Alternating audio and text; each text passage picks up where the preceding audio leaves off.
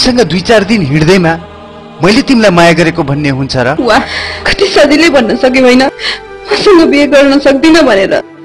तिमी बिनाको जिन्दगी त म कल्पना पनि गर्न सक्दिन रमेश। इन्स्पेक्टर, अरू इलाकामा जस्तो वर्दी र हतियार देखाएर सोझा सिधा जनता उपर वर्चस्व कायम गरेको खोजेको होलास्, तर यहाँ सम्भव छैन। यो ढुडेडाँडाको इलाका हो, मेरो पहुँच माथिसम्म छ।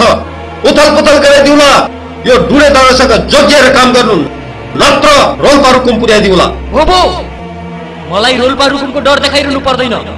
मेरो लागि जनताको सेवा गर्नु नै महत्त्वपूर्ण कार्य हो। जहाँ गए पनि जनताको सेवा गर्नु न हो, रोल्पा मात्र किन? सक्नुहुन्छ भने नेपालबाटै बाहिर निकालिदिनु। तपाईको धम्कीले डराएर पुच्छर लुकाएर भाग्ने पुलिस होइन म। के रे, तैले रमेशलाई मन पराउने रे? तैले रमेशलाई चिनेको कति भयो? 2 वर्ष 4 वर्ष कति? म रमेशलाई बच्चैदेखि मन पराउँछु। यदि त रमेश र मेरो बीचमा दगार बढेर आउने कोसिस गरिस् भने नतिजा नराम्रो हुन्छ, बुझिराख।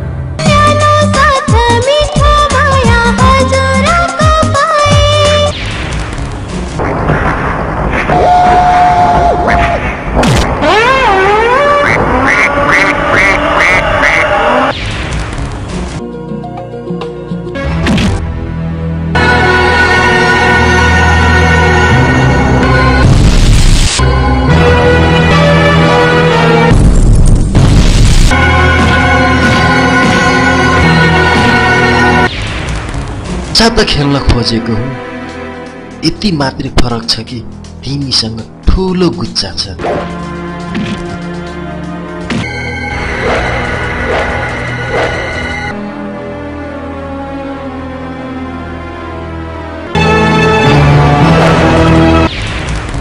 फेरि अर्को जन्म